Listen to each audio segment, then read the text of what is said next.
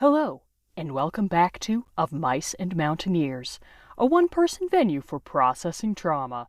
I mean, telling some stories, and whatever lessons learned from them, about my experiences in the great outdoors, mainly Colorado's Rocky Mountains and the 14,000-foot peaks, or 14ers, contained therein. I'm Geo, short for geologic, itself part of Hikes in Geologic Time, and in this episode, Guides for the Gimpy, I discuss my just short of a year later comeback to my pursuit of checking off what remained for me of the list of 14ers, as well as a touch of gray in the form of survivor's guilt billowing in the wake of that silver lining. All in good time, if such an adjective can be applied following that opener. Before returning to the retrospective coda that I ditched for what I still maintain are good reasons during the first Pyramid episode, but am obviously returning to for my remaining 14er episodes, let me actually tell the tale more or less as originally told of my long-feeling journey back to the top of, well, not Colorado or even the San Juans, but I guess at least the 4 14ers that make up the Chicago Basin group. As became customary of my write-ups for 14ers.com, I started off this one that jabs at my still injured ankle that sure did its finest from June 28th to 30th of 2022, with a warning of sorts for my readers. Note: as is typical with my trip reports, they're not particularly useful if you want actually relevant information on route finding or climbing the peaks themselves. If you're interested in material that might be of use to a future psychology dissertation or several, however, this is totally the trip report for you. Further note to tack on to the end of the initial note. I spend the first part of this report talking a bit about my fall off pyramid last summer, and the generally dismal mental state I was in for the rest of that season, so if you're not up to reading about that, once again, there are plenty of other trip reports out there with a more upbeat tone throughout. Sometime in 2020, it seemed likely that I would be able to finish the 58 USGS-named 14ers in Colorado. This was no guarantee before. While I realize that being able to climb a 14er in the first place likely puts the successful climber somewhere around the 99th percentile for American fitness levels, I would put myself somewhere in the first percentile of that elite category. My muscular coordination, or lack thereof, is such that I can barely walk and breathe at the same time. Just ask any of my hiking partners. And I refuse to do so much as climb on a chair to get something off a high shelf, because such a distant height off the ground might make me dangerously dizzy. Nevertheless, I managed to summit Little Bear in Capitol, widely considered to be the hardest 14ers in Colorado, and while I feel that much of the credit for that is due to the extraordinary patience and skills of my partners on those peaks, I did make both summits. There was nothing stopping me now. And indeed, "there's nothing stopping me now" was more or less the thought I had when I started toppling backward off Pyramid's steep, garish mess of a face on July 6th, 2021. I'm sure I only spent 30 seconds at most tumbling end over end, but I spent every fraction of them absolutely convinced that I was going to be a recovery rather than a rescue. Fortunately, a small ledge and a brave stranger got in my way before I reached the point of no return.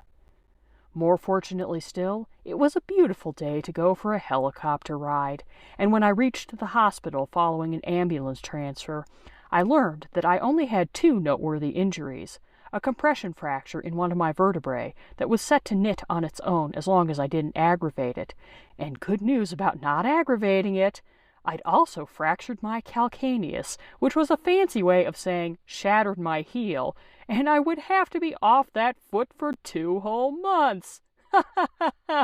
Wasn't I every bit as lucky as doctors, nurses, friends, family, and random passers-by all insisted I was? At some point in what I hope is the very, very near future, I am hoping to exact my vengeance on Pyramid.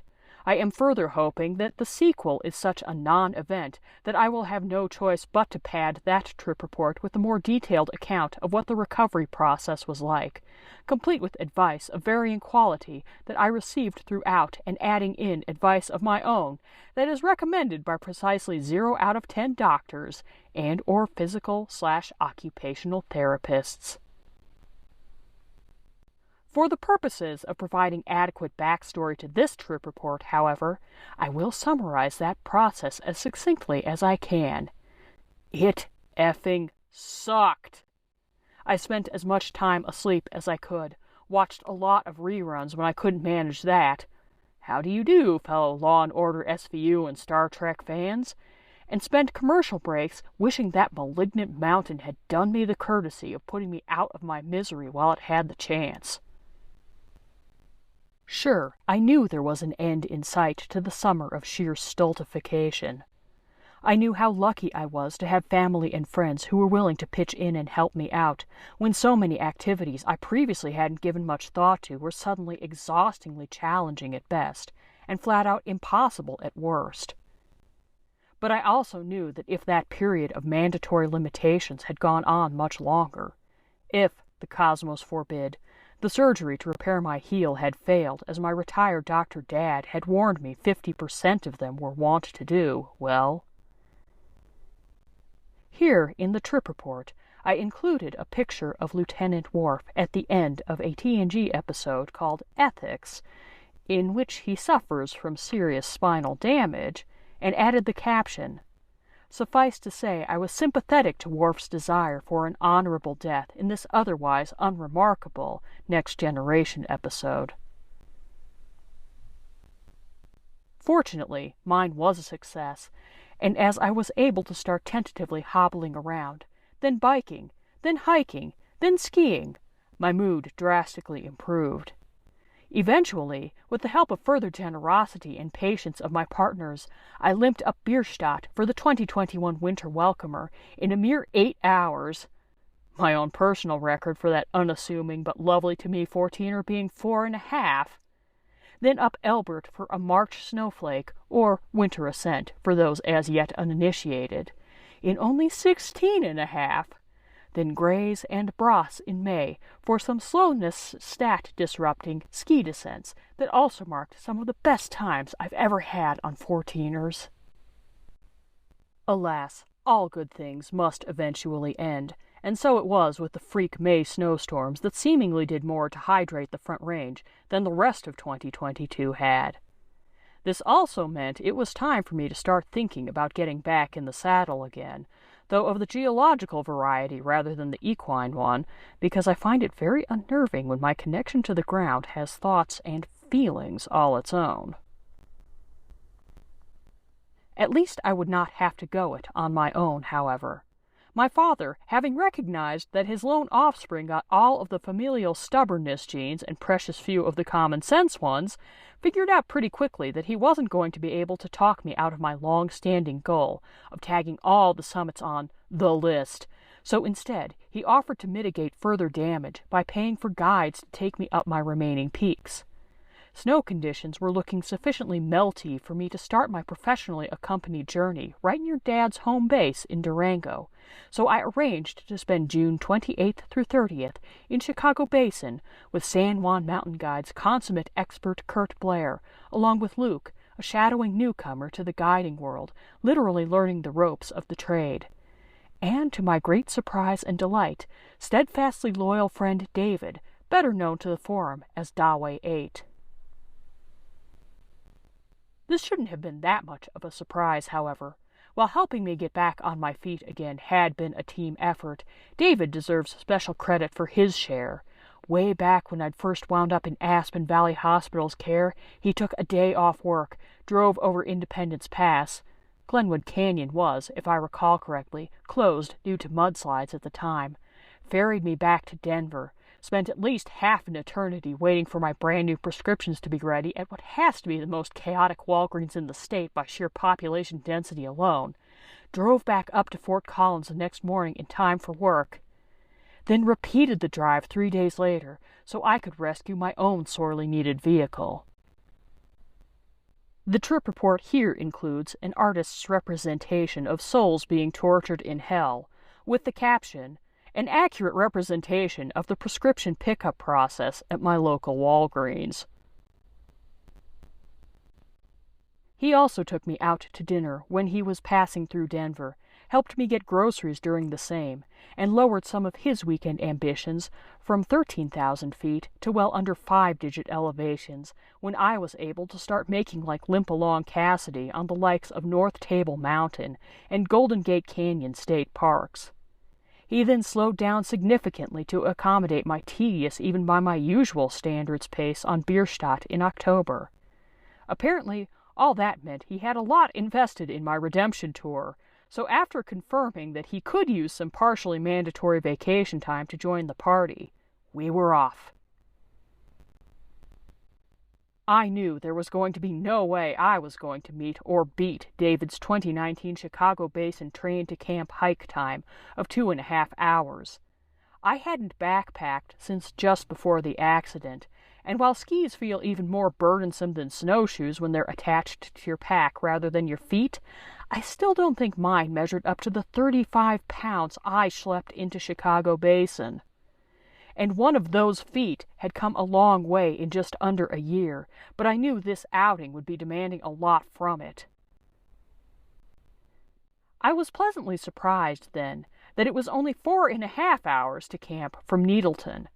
I was even happier still that the rain clouds that had been playing catch-up with us most of the afternoon deigned to wait until we had our tents set up, rainflies and all, before bestowing their baggage on us. And while I wouldn't exactly call it pleasant that my general restlessness meant I was awake mere minutes before our scheduled rise but no shine time of 2 a.m., I wouldn't call that a surprise either. We did set off at a good enough pace to make room for the multiple times I needed to stop and wrestle with my blood sugar on the steep trail leading to Twin Lakes. Just before the lakes, I started to perk up, and I somehow managed to avoid getting too blubbery when first light began illuminating the crests and spires surrounding us. It had been less than a year, after all, since the day I fully believed I would never have the chance to take these views in myself. The majesty of it all carried me a little over halfway up the ramp that leads to the saddle between Sunlight and its infamous spire. But then, despite my thorough inexperience with the area, something about that ramp started to seem familiar. Too familiar. The steepness, the looseness, the terminal point at the saddle that marked the start of the no-fall zone that could be an absolute certainty no-fall zone this time. David pointed out that my breathing was starting to sound not so much like mere exertion, and more like something else was going on, which prompted Kirk to suggest that we stop. I check my blood sugar again, do whatever I needed to do. My glucose level was high, which certainly had done nothing for my mental state. A few minutes of deep breathing exercises, some water, and a reminder that I'd brought my harness and helmet, and Kurt would rope me up at the saddle and keep me short-roped as long as I needed, convinced me to take one last, full breath before pressing on. All too soon, the harness and helmet came out of the pack and onto me. Kurt double-checked the figure-8 knot and explained how he'd be positioned in such a way that if I slipped, it wouldn't turn into a fall, and then we were off to the summit. David, fearless veteran of this peak that he was, typically darted ahead to get pictures of our guides more than earning their pay, as I hunched as closely as possible to the rocks farthest from the imposing drop to our left. Part of me did feel a little demeaned. Here I was, a veteran myself of such a mountain as Capitol, a peak which, if I had to summarize it in a single adjective, I would have described as tedious, and now I was being pulled up this trivial segment of Class 3 scrambling that had nothing on K2 or the knife edge, like a sugared-up toddler on a kitty leash and or Gollum being dragged kicking and screaming through Mordor by Samwise Gamgee. But I wasn't the same arrogant prick I'd been on Capitol. I was someone who had pushed past my limits since then and been lucky I hadn't paid a much higher price. and I was also someone foolish enough that I couldn't quite let go of all that previously held arrogance, at least not enough to have used the summer I'd been largely flat on my back, pursuing therapy over Zoom or FaceTime, or using the following autumn, winter, and spring on something gutsier than saving exposure therapy for safely roped routes at the climbing gym and sticking to Class 1 and 2 trails above treeline. I'd decided to, if not dive off the deep end, at least shimmy right up to the edge of it, and if it had not been for Kurt and his trainee and their knowledge and experience and rope, I would and could not have gotten past the saddle that day. But thanks to their physical support and David's moral support, I didn't just get past the saddle. I got all the way up to the very top of that infamous summit block. And there would have been no day on this earth, no matter how cocky I might have otherwise been feeling, that I would have made it up that menacing jumble of boulders without the aid of a rope and someone who knows how to use it, because when you are looking at it head-on, it appears rather like the Sphinx, sizing you up to see if you can answer a riddle without asking Google. Turns out all three of my companions could, albeit in different ways. David, going for the so-called leap of faith route on the back side, one which I had stressed to Kurt on the phone during a pre-trip conversation, was not an option for me, as I was reasonably confident that I could jump, but not so sure I could stick the landing. Both guides made quick work of the steep stone closest to the USGS marker, positioned themselves atop it, then beckoned me to follow their lead. My hands were a little fumbly. My feet, I felt, weren't so trustworthy, seeing as how they'd failed to keep me rooted on holds far more forgiving than the ones on this boulder a summer ago. My knees, consequently, took a beating as I pressed them hard into the rock face. But the rope was good and taut, and the men at its other end clear in their suggestions, and I was somewhat proud of myself for how quickly I found my fingers grasping the top edge of the nemesis I'd studied in pictures and video for years before I faced it in person.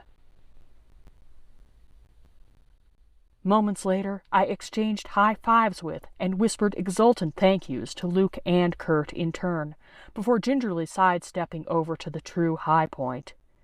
51 weeks to the day of my last attempt at one, I knelt down on my first new 14,000-foot summit since 2021. Here I included a picture that David had taken of me, doing that very kneel on the very summit, with the caption, "If a retired doctor in Durango inexplicably reached for a drink around 8 a.m. on June 29th, it was because the rope emboldened me enough to try the 'Look, Pa, no hands' routine on something with a decidedly decisive drop-off on the side I was facing."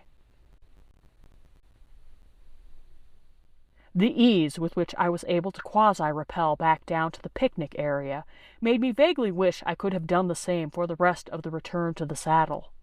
But I was soon glad to have the opportunity to regain my feel for downward scrambling in this relatively controlled setting the rope and its handler offered me. In deference to my freak-out on the way up the ramp, however, I did ask Kurt if he minded letting me stay roped up for at least the start of our descent of it, which of course he did not. Something tells me he was just as relieved as I was, that I felt comfortable removing it around where I'd had to stop on the ascent, though.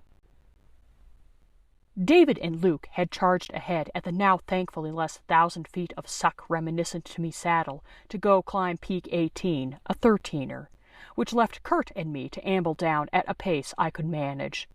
We stopped a bit off what I assumed to be the usual route, so I could refill one of my water bottles with snowmelt. Then Kurt gave me suggestions for how I could walk in a somewhat less ungainly manner, and shared some techniques he'd put to good use in his years as a backcountry ski guide. The skiing chat both allowed David and Luke sufficient time to summit Peak 18, then decide to come join us, and stoked me so much that I almost didn't pay attention when the trail up Wyndham's Saddle disappeared into a relentless vomit of boulders. I'll admit that I hadn't studied that particular peak's route with anywhere near the intensity I had its neighbors. I'd simply read Difficult Class 2 and figured that, While such a rating ran the gamut from Blanca and Ellingwood, peaks I had mostly enjoyed, to Challenger, a peak I had not. There shouldn't, I reasoned, be anything that exceeded my abilities. In terms of the technical challenges, I'd been right.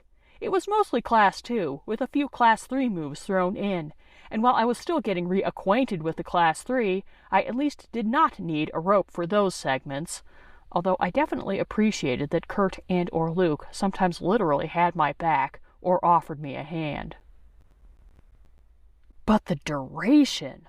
One nasty aspect to most 14ers that had apparently slipped my mind in my almost year of forced time away was how many times a climber will look up and say to themselves or maybe their partners, "Oh yeah, that's gotta be the summit right there," only to reach said summit, take a deep breath, point at the next bump and say, That's gotta be the summit. Rinse and repeat ad infinitum. Eventually, the excessive optimism fades into a smattering of inventive curses and unintelligible yelling as the climber accepts that there will never be a summit, just an endless mess of boulders piled up to infinity. A picture David took of me, resting for a brief moment during this process, had the caption, "Probably not ever going to make Wheel of Fortune, but if it somehow does, you can bet everything that the word coming out of my mouth was 4 letters and started with an F." So it was with Wyndham. I became so accustomed to the next tangle of boulders not being the summit that I couldn't fully trust Kurt, who had never done or said anything to lead me astray, when he said that the summit block was right up above us, and we were going to drop our packs off at the small saddle perched above an unpleasant-looking drop-off, before coming a short ways into it, and then making our final moves. I was still so wary that even as I readied myself to make those final moves, a stranger who summited moments before us pulled out his phone, aimed it at me, and bid me to smile for my photo op. "We're a little past that," David informed him as I gawked at the strangers with what I'm sure was the very definition of nihilism in my eyes. As I sagged onto the summit at last, my friend whipped out his own phone. "14er number 50, he announced as he snapped a pic of his own. Under said picture in the trip report, I added the caption, "If David ever gets tired of his current occupation, he can totally get a job convincing cranky toddlers to smile for the camera." That did the trick. I'd been hoping to push my 14er count into the 50s all the way back in 2020, but had ended the year with a mere 46. 2021 started strong with Castle and Conundrum, but fell apart not long after. But what was a mere 2-year delay when I'd been working on my list since 2005 anyway? The warm glow from finally being single digits away from finishing in only 17 years carried me down the first few jumbles of detritus, but then, as seemed inevitable on the way up, a sense of existential despair eventually set in. A path or even something resembling trail would emerge for a few yards, then, just as I was getting into a rhythm of merrily using my trekking poles as added support instead of my hands and whatever nearby rock was closest to their height, it would vanish. It was as if Wyndham mocked me for dismissing its class ranking compared to its spookier-to-me neighbors. "Oh, you thought I was going to be all but a walk-up? Here's some more rubble to trip you up, then." But all things must eventually pass, and so it was with Wyndham's last stand. We took a break at the headwall and remarked on our good fortune at having so far stayed out of the way of the storm clouds encircling the peaks above. Then, after leaving a herd of mountain goats a gift of the golden beverage they'd doubtlessly charged down a nearby slope in hopes of slurping, we set our sights and our steps toward camp. I was surprised how decent I felt on the descent down past Twin Lakes. No, there was no way I'd have been able to hit the Aeoluses. Eoli? That afternoon, like I'd imagined in my wildest pipe dreams, even if the weather had been cooperating. But as David remarked from where he was politely following me, I was doing pretty well for someone who'd had a valid handicapped placard only a month before. The footnote I tagged on regarding said placard stated, admittedly, by that point, most of the, quote, justification, end quote, for its continued presence in my car was that I had a crippling aversion to paying for slopeside parking at the Icon resorts, but there wasn't usually a whole lot of competition for the spaces outlined in blue in those locations anyway. Had carried in a pack that set a weight personal record the day before, and had just summited 2 Class 3 to 4 peaks mere hours before. A little fuel in the form of a fruit cup courtesy of our guides, a rehydrated camp meal, and something resembling sleep as the rain kindly waited until we were zipped into our tents to have its way, and I figured that I'd be refreshed as I was ever going to be to take on the last 2 of the basin's behemoths, dark and early the next morning. Alas, next morning rolled in under only the most technical of definitions, and even though I had been the chief supporter of our 1 a.m. wake-up call, I soon discovered that my stomach lining was more willing to rise to the occasion than the rest of my body was. I feel reasonably confident that if I'd had the whole day to dedicate to those summits, I probably could have pushed through. After all, who hasn't had GI issues at altitude? But after the third or so time, I had to collapse on the most conveniently located rock and dry heave between my knees, plus the second or so time Kurt pointedly asked me, "Are you sure you feel up to continuing?" I decided to take my existent check marks in the win-dum column and rest easy for the few hours before we would need to pack up and hike out to the train, knowing that I had a whole season in which to return for the potentially less daunting half of the Chicago Basin Quartet. And as the rain started to fall on the re-zipped tents of those of us who did not go on to Jupiter, unlike David, I had the additional grim satisfaction of knowing that my weakness of character would doubtlessly not have appreciated Aeolus's slabs in anything less than a desert dry state anyway. My nausea diminished at roughly the same rate as our altitude, and even after enjoying a lovely picnic during the wonderfully plentiful time that we had to wait on the train's arrival, I was game for a treat that had caught my eye on the ride up, but that I had dismissed as a surefire means of self-destruction on the trail. A sketchy, overpriced Durango-Silverton narrow-gauge railroad hot dog accentuated with a package of fast food quality relish. I have never tasted such a fine delicacy before, and something tells me I might never do so again. We parted ways with Kurt and Luke in Durango with the utmost respect and gratitude, warning them to perhaps prepare for a sudden deluge in business once I could spread the word about their exceptional services. My dad picked us up and took us out to dinner, where David made such a good impression that I think Dad is marginally less concerned about my life choices, or at least less concerned about my choice in companions for the rides. Which is good, because even if I am finally down to the hateful 8, I know none of those peaks will let me cakewalk up them any more than Wyndham did. Additional thoughts 3 years later. This was a, shall I say, interesting trip report to return to, one more difficult than my original pyramid write-up in its own way. The reason for that was not, of course, so much about the events associated with this remembrance. After all, that was quite a triumphant return to climbing in general, and 14ering in particular.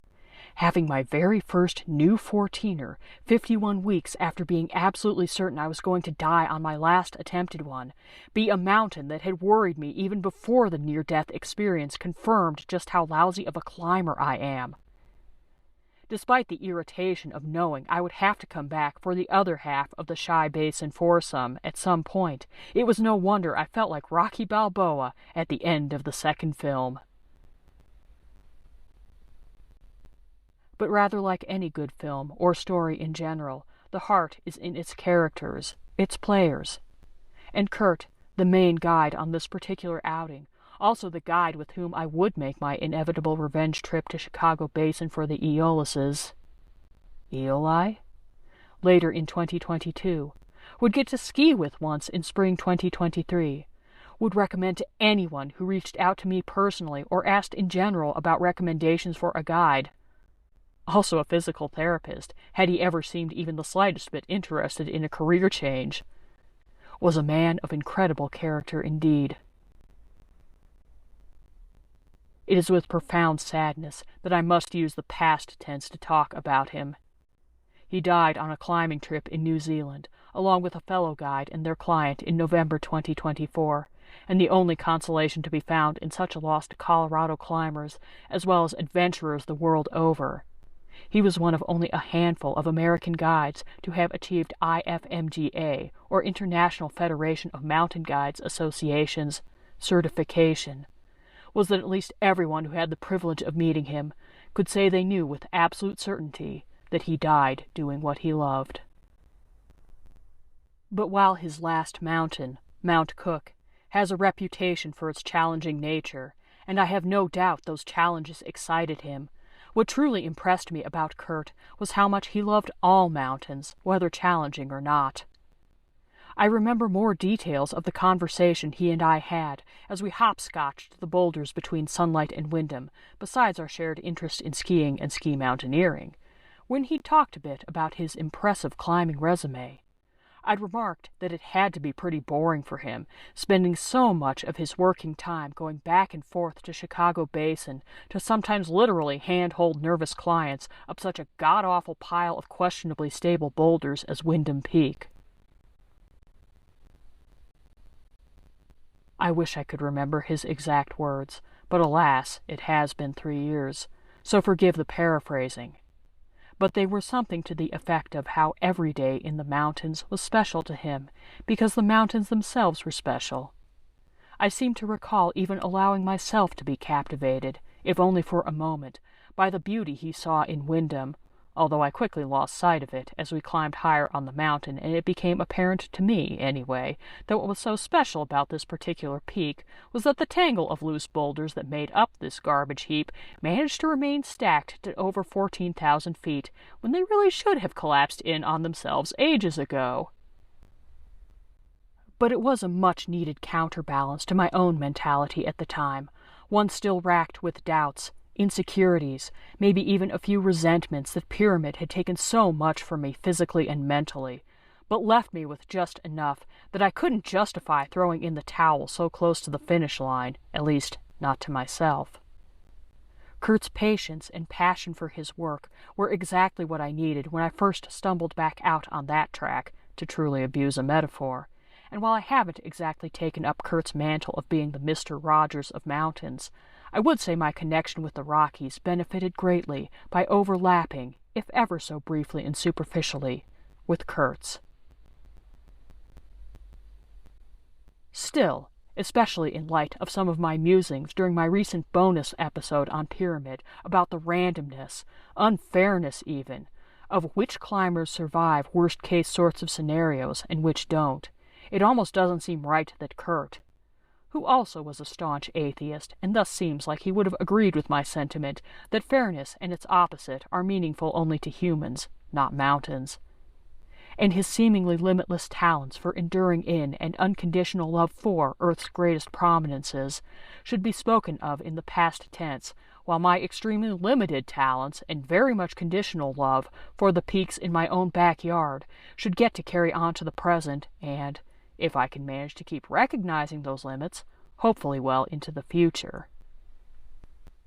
But even if, at the hard-fought end of my 14er journey, I could chalk a good deal of my continued success up to, quote, spite being a good motivator, end quote, as I replied to David following his comment on how impressively I seemed to be doing, while we were on our way down from Twin Lakes following Wyndham, in contrast to Kurt's motivation of appreciating the scenery and serenity of our surroundings, I can at least try to apply, his rosy outlook on the elements of mountaineering I do enjoy, like long but scenic trails and backcountry skiing. And who knows? I myself might not have what it takes to fill Mr. Rogers or Kurt Blair's shoes, but maybe all my whining about mountains can somehow reach and paradoxically inspire someone who can.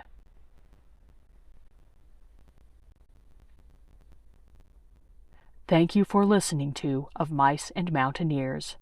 Tune back in next week for a return to the mountain that started and solidified all those doubts, fears, insecurities, and senses of survivor's guilt. And in the meantime, don't let anything besides your own muscles get you down.